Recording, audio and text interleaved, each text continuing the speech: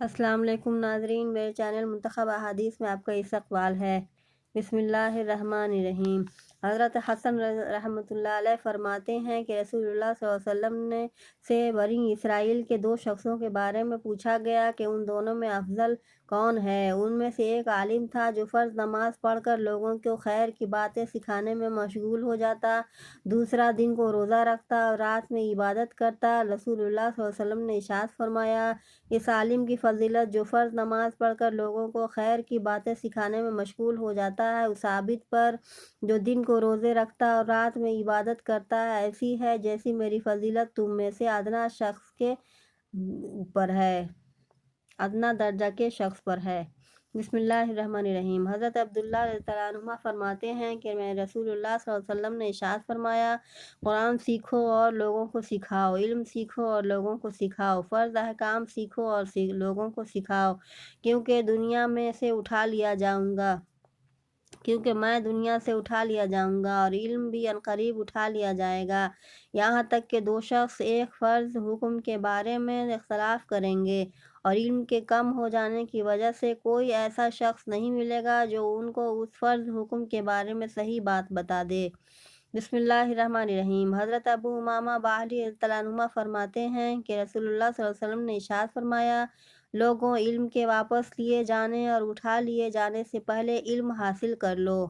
بسم اللہ الرحمن الرحیم۔ حضرت ابو ہریرہ رضی اللہ عنہ فرماتے ہیں کہ رسول اللہ صلی اللہ علیہ وسلم نے ارشاد فرمایا، مومن کے مرنے کے بعد جن اعمال کا ثواب اس کو ملتا رہتا ہے، ان میں سے ایک تو علم ہے جو کسی کو سکھایا اور پھیلایا ہو، دوسرا صالح اولاد ہے جس کو چھوڑا ہو، تیسرا قرآن شریف ہے جو میراث میں چھوڑ گیا ہو، چوتھا مسجد ہے جو بنا گیا ہو، پانچواں مسافر خانہ ہے جس کو اس نے تعمیر کیا، چھٹا نہر ہے جس کو اس نے جاری کیا، ساتواں وہ صدقہ ہے جس کو اپنی زندگی اور صحت میں اس طرح دے دیا ہو کہ مرنے کے بعد اس کا ثواب ملتا رہے، مثلاً وقف کی شکل میں صدقہ کر گیا ہو۔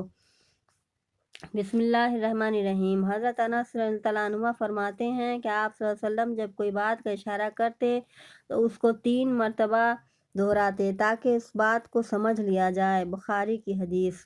بسم اللہ الرحمن الرحیم۔ حضرت عبداللہ بن عمرو بن عاص رضی اللہ عنہ فرماتے ہیں کہ میں نے رسول اللہ صلی اللہ علیہ وسلم کو یہ ارشاد فرماتے ہوئے سنا، اللہ تعالیٰ علم کو آخری زمانے میں اس طرح نہیں اٹھائیں گے کہ لوگوں کے دل و دماغ سے اسے پورے طور پر نکال لیں، بلکہ علم کو اس طرح اٹھائیں گے کہ علماء اس کو ایک ایک کر کے اٹھاتے رہیں گے، یہاں تک کہ جب کوئی عالم باقی نہیں رہے گا تو لوگ علماء کے بجائے جاہلوں کو اپنا سردار بنا لیں گے، ان سے مسئلے پوچھے جائیں گے اور وہ علم کے بغیر فتویٰ دیں گے، نتیجہ یہ ہوگا کہ خود تو گمراہ تھے ہی دوسروں کو بھی گمراہ کر دیں گے۔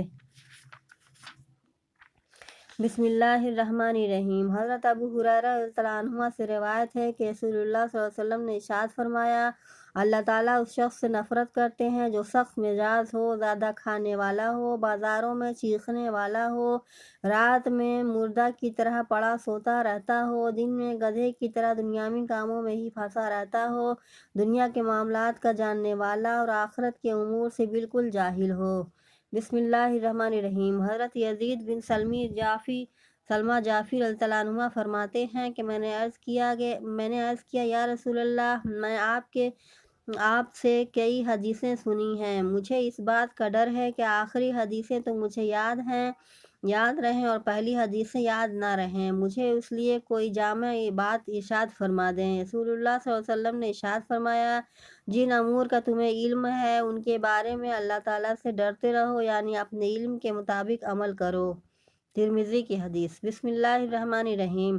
حضرت جابر بن عبداللہ رضی اللہ عنہ روایت کرتے ہیں کہ رسول اللہ صلی اللہ علیہ وسلم نے ارشاد فرمایا، علماء پر بڑائی جتانے، بے وقوفوں سے جھگڑنے یعنی نا سمجھ، عوام سے الجھنے اور مجلسیں جمانے کے لیے علم حاصل نہ کرو، جو شخص ایسا کرے اس کے لیے آگ ہے، آگ۔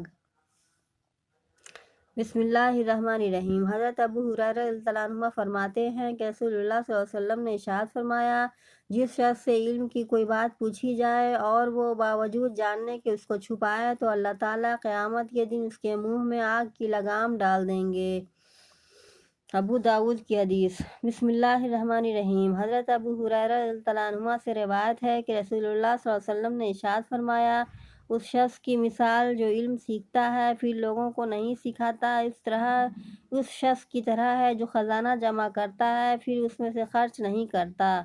بسم اللہ الرحمن الرحیم۔ حضرت زید بن ارقم رضی اللہ عنہ سے روایت ہے کہ رسول اللہ صلی اللہ علیہ وسلم یہ دعا کیا کرتے تھے، اللہم انی اعوذ بک من علم لا ینفع ومن قلب لا یخشع ومن نفس لا تشبع ومن دعوت یستجاب لہا۔ ترجمہ، یا اللہ میں آپ سے پناہ مانگتا ہوں ایسے علم سے جو نفع نہ دے، اور ایسے دل سے جو نہ ڈرے، اور ایسے نفس سے جو سیر نہ ہو، اور ایسی دعا سے جو قبول نہ ہو۔ مسلم کی حدیث۔